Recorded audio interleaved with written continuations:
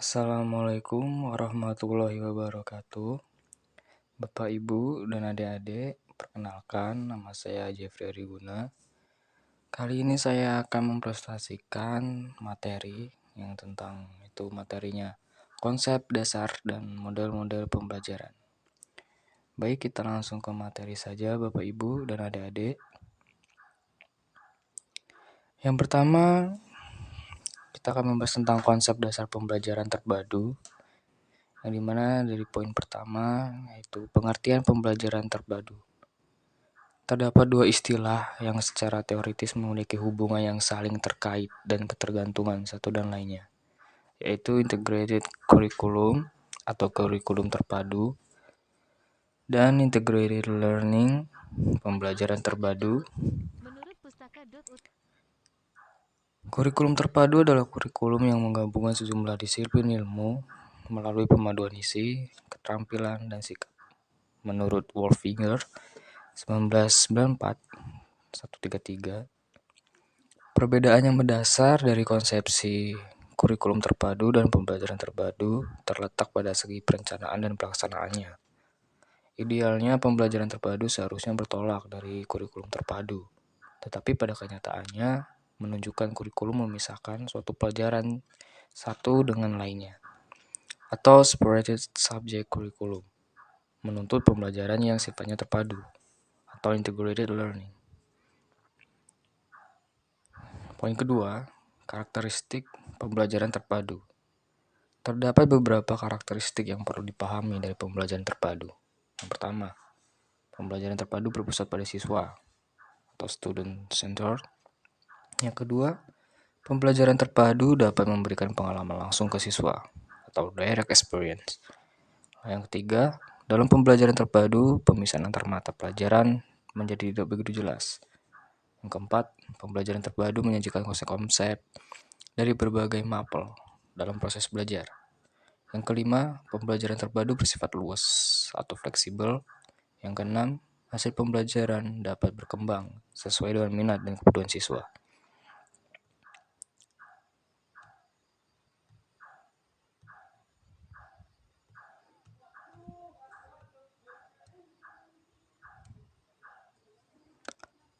Maaf, agak sedikit lama karena ada gangguan. Poin ketiga, landasan pembelajaran terpadu. Landasan-landasan tersebut hakikatnya adalah faktor-faktor yang harus diperhatikan dan dipertimbangkan oleh para guru pada waktu merencanakan, melaksanakan, serta menilai proses dan hasil pembelajaran.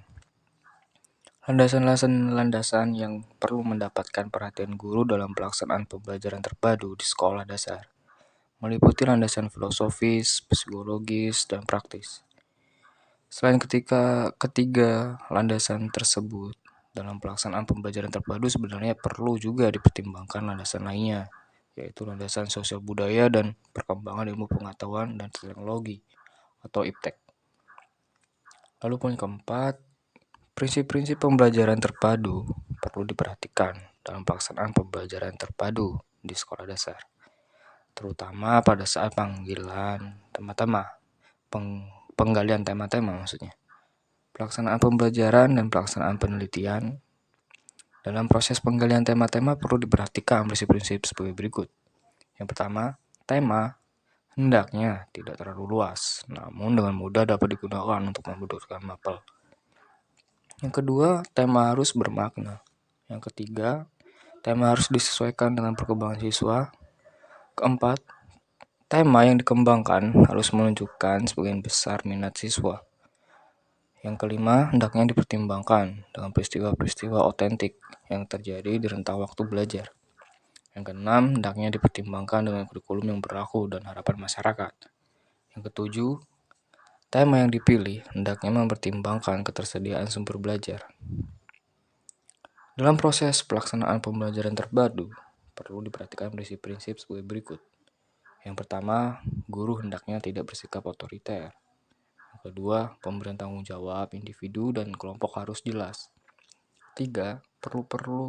Guru perlu bersikap akomodatif terhadap ide-ide. Dalam proses penilaian pembelajaran terpadu, perlu diperhatikan prinsip-prinsip sebagai berikut. Yang pertama, memberi kesempatan kepada siswa untuk melakukan penilaian diri atau self-evaluation. Kedua, guru perlu mengajak para siswa untuk menilai perolehan pelajar yang dicapai berdasarkan kriteria keberhasilan pencapaian tujuan yang disepakati. Lalu poin yang kelima, manfaat pembelajaran terpadu. Beberapa manfaat pelaksanaan pembelajaran terpadu antara lain, pertama, penghematan mata pelajaran karena tumpang tindih materi dapat dikurangi, bahkan dihilangkan. Yang kedua, siswa dapat melihat hubungan-hubungan mapel yang bermakna. Ketiga, dapat meningkatkan taraf kecepatan berpikir siswa. Keempat, memungkinkan pembelajaran yang terpotong-potong sedikit sekali.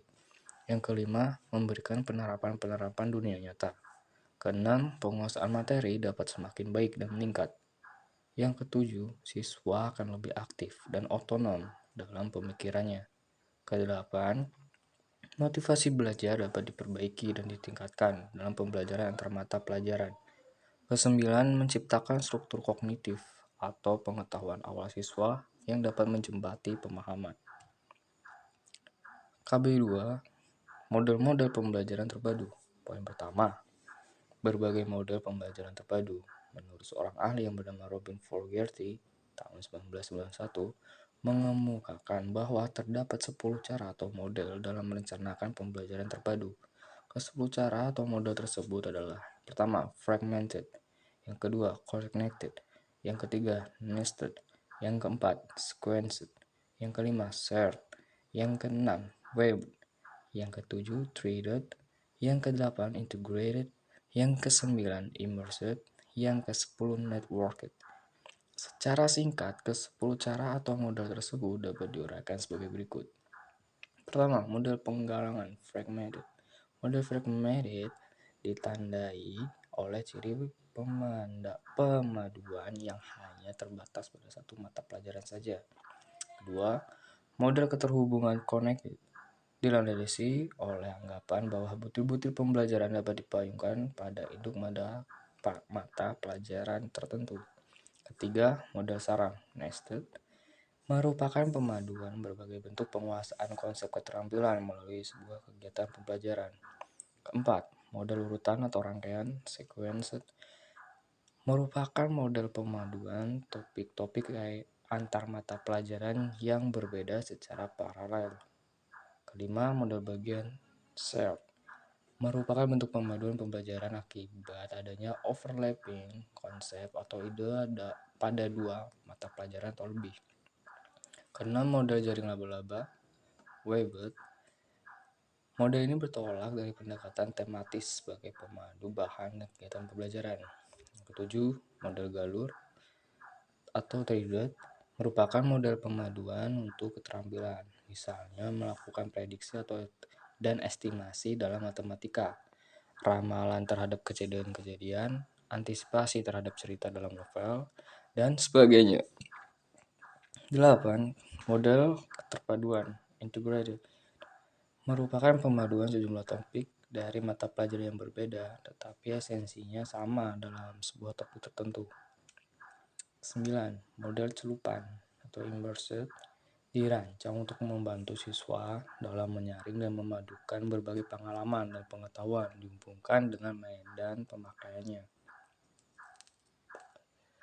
10. Model jaringan networked merupakan model pemaduan pembelajaran yang mengandaikan kemungkinan pengubahan konsepsi, bentuk pembacaan masalah, maupun tuntutan untuk keterampilan baru setelah siswa mengadakan studi lapangan dalam situasi, kondisi, maupun konteks yang berbeda. Selain pandangan Robin Fogarty, Jacobs 1989 mengemukakan 5 pilihan bentuk keterpaduan dalam kegiatan pembelajaran, yaitu discipline based, parallel, multidisciplinary, interdisciplinary, integrated. Ringkas kelima model tersebut dapat diuraikan sebagai berikut. Discipline based adalah bentuk keterpaduan yang bertolak dari mata pelajaran tertentu.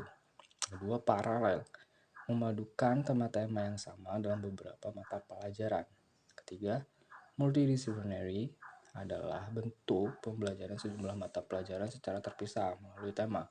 Keempat, interdisciplinary adalah bentuk pembelajaran yang menggabungkan sejumlah mata pelajaran dalam tema. Yang kelima, integrated merupakan bentuk pembelajaran yang memadukan sebuah konsep dari sejumlah mata pelajaran melalui hubungan tujuan-tujuan, isi, keterampilan, aktivitas, dan sikap. Poin kedua, B, model pembelajaran terpadu di sekolah dasar. Menurut ahli pengkajian tim pengembang PSD tahun 1997, terdapat 3 model pembelajaran terpadu yang paling cocok diterapkan di sekolah dasar kita, yaitu model jaring laba-laba, webbing, model keterhubungan, connected, dan model keterpaduan, integrated. Berikut adalah kelebihan dan kelemahan dalam pelaksanaannya dari ketiga model tersebut. Model jaring laba-laba, web. Kekuatan pembelajaran terpadu model jaring laba-laba adalah sebagai berikut. Pertama, adanya faktor motivasional yang dihasilkan dari menyeleksi tema yang sangat diminati. Yang kedua, model jaring laba-laba relatif lebih mudah dilakukan oleh guru yang belum berpengalaman. Yang ketiga, model ini mempermudah perencanaan kerja tim untuk mengembangkan tema ke dalam semua bidang. Kelemahan pembelajaran terpadu model jaring laba-laba sebagai berikut.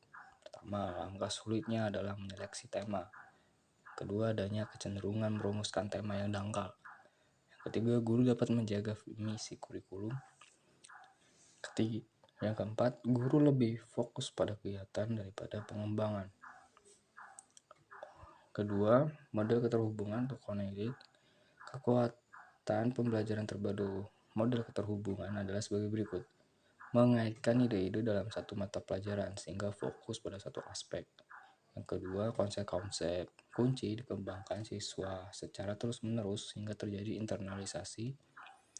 Yang ketiga, mengaitkan ide-ide dalam suatu mata pelajaran memungkinkan siswa mengkaji, mengkonseptualisasi, memperbaiki, dan mengasimilasi ide. Kelemahan pembelajaran terpadu model keterhubungan sebagai berikut. Berbagai mata pelajaran dalam model ini tetap terpisah dan nampak tidak terkait. Yang kedua, guru tidak terdorong untuk bekerja secara bersama-sama.